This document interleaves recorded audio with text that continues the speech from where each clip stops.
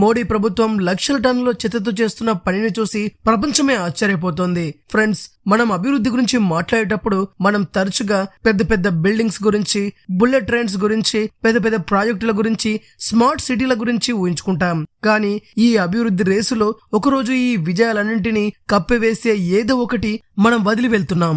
అవును, మనం చెత్త గురించి మాట్లాడుకుంటున్నాం. మీరు గాజీపూర్ లేదా ఢిల్లీలోని బల్స్వార్ లోని చెత్త పర్వతాలను చూసుండవచ్చు, లేదా వాటి గురించి వినుండొచ్చు. ఇవి కుతుబ్ మినార్ ఎత్తును మించి మరుగున పడే ప్రమాదం ఉంది.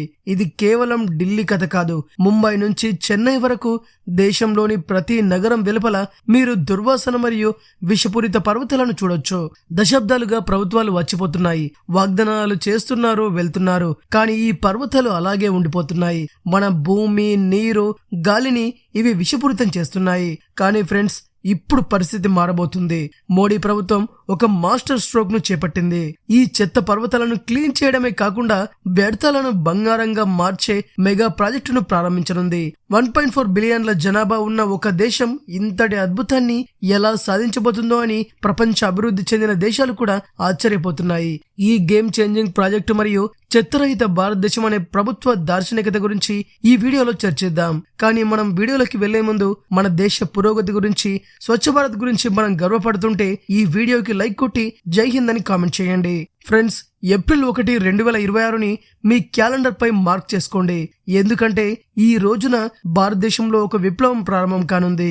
అది మన నగరాల ముఖ చిత్రాన్ని మరియు గాలి నాణ్యతను రెండింటినీ మారుస్తుంది. కేంద్ర పర్యావరణం, అటవీ మరియు వాతావరణ మార్పుల మంత్రిత్వ శాఖ ఘన వ్యర్థాల నిర్వహణ నియమాలు 2026ను ప్రకటించింది. ఇది కేవలం ప్రభుత్వ పత్రం లేదా నియమాలు లేదా నిబంధనల సమితి కాదు. వ్యర్థాలను తొలగించే ఒక విధానాన్ని ఇకపై సహించబోమని ప్రభుత్వం స్పష్టం చేసింది. ఇప్పటి వరకు భారతదేశంలో వ్యర్థాలను పారవేసే వ్యవస్థ చాలా పురాతనమైంది, రాతి కాలం నాటిది. ఇప్పటి వరకు ఆ చెత్తను సేకరించి నగరం వెలుపల పారవేశాం. మేము మా నగరాలను శుభ్రం చేశాం. కానీ బదులుగా బయట చెత్త పర్వతాలు సృష్టించాం.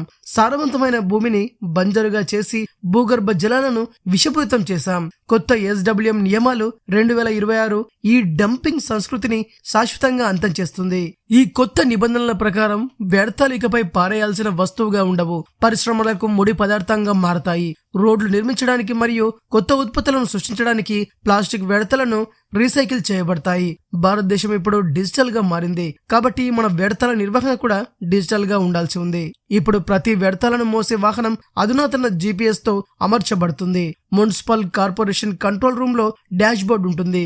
ఏ వాహనం ఎక్కడ ఉందో, ఏ వీధి నుంచి ఎంత చెత్తను సేకరించిందో, ఎక్కడ పారవేసిందో అధికారులు రియల్ టైమ్ లో చూడగలరు. ఇది మాత్రమే కాదు, మీ వీధిలో చెత్తపడి ఉంటే ఫోటో తీసి యాప్ లో అప్లోడ్ చేయండి చాలు. సిస్టమ్ స్వయంచాలకంగా ఆ ప్రాంత బాధ్యతాయుతమైన అధికారికి నోటీస్ పంపుతుంది. ఇది వ్యవస్థ నుండి అవినీతిని తొలగిస్తుంది. పాత వ్యవస్థ యొక్క అతిపెద్ద వైఫల్యం ఏమిటంటే చెత్త రోడ్డుపై పడి ఉన్నప్పుడు ప్రజలు ప్రభుత్వాన్ని తిట్టుకోవడం, ప్రభుత్వం కూడా ప్రజలను తిట్టుకోవడం చేసేది.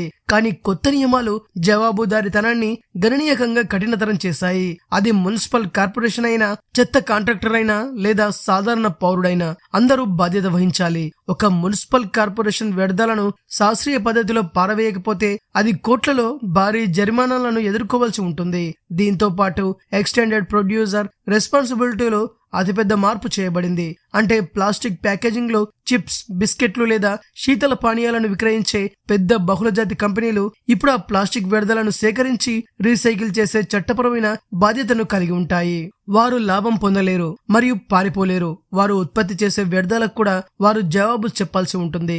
ఈ నియమం పెద్ద కంపెనీలకు నిద్రలేని రాత్రులు కలిగించబోతోంది. కానీ ఇది దేశ పర్యావరణానికి జీవనాడి. ఇప్పుడు మీరు ఆశ్చర్యపోవచ్చు, కొత్త వ్యర్థాలను నిర్వహించినప్పటికీ దశాబ్దాలుగా నిలబడి ఉన్న పాత చెత్త పర్వతాలను ఏం చేస్తారు అని. దీనికోసం ప్రభుత్వం స్వచ్ఛ భారత్ మిషన్ 2.0 కింద బయోమైనింగ్ మరియు బయో రిమిడేషన్ పద్ధతులను ఉపయోగిస్తోంది.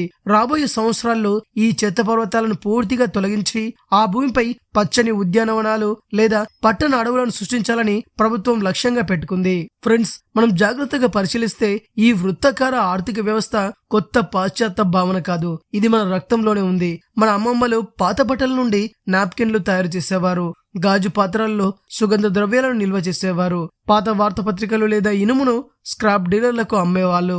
భారతదేశ స్క్రాప్ డీలర్ వ్యవస్థ ప్రపంచంలోనే అత్యంత విజయవంతమైన మరియు పురాతనమైన రీసైక్లింగ్ మోడల్. ప్రభుత్వం ఎంత కఠినంగా నిబంధనలు అమలు చేసినా, ఏఐని అమలు చేసినా లేదా భారీ జరిమానాలు విధించినా మీరు మరియు నేను బాధ్యతలను అర్థం చేసుకోకపోతే ఈ పథకం విజయవంతం కాదు. కొత్త నిబంధనల యొక్క ముఖ్య అవసరం మూలం వద్ద వేరు చేయడం, ఇంట్లో వ్యర్థాలను వేరు చేయడం. ఇప్పుడు అన్ని వ్యర్థాలను ఒకే కంటైనర్ లో వేయడం చట్టవిరుద్ధం అవుతుంది. మన ఇంటి వ్యర్థాలను 3 రకాలుగా వేరు చేయాలి. మొదట ఆకుపచ్చ డస్ట్బిన్, తడి వ్యర్థాలు, కూరగాయ తొక్కలు మరియు మిగిలిపోయిన ఆహారం. రెండవది నీలిరంగు డస్ట్బిన్, పొడి వ్యర్థాలు, ప్లాస్టిక్, కాగితం మరియు కార్డ్బోర్డ్. మూడవది ఎరుపు లేదా నలుపు బిన్, ప్రమాదకరమైన బురద, శానిటరీ వ్యర్థాలు, చనిపోయిన బ్యాటరీలు మరియు ఇతర వ్యర్థాలు. 2026లో ప్రారంభమయ్యే ఈ ప్రయాణం అంత సులభం కాదు. మనం మన వాడకం మరియు విసిరే అలవాట్లను మార్చుకోవాలి.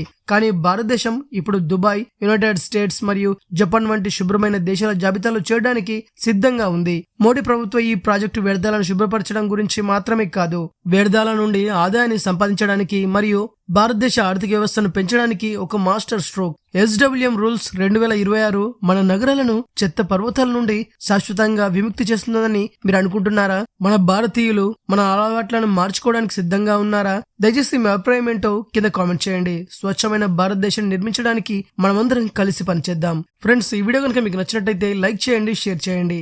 మరిన్ని ఇంట్రెస్టింగ్ వీడియోస్ కోసం తెలుగు బ్రెయిన్ ఛానల్ ని తప్పక సబ్స్క్రైబ్ చేసుకోండి.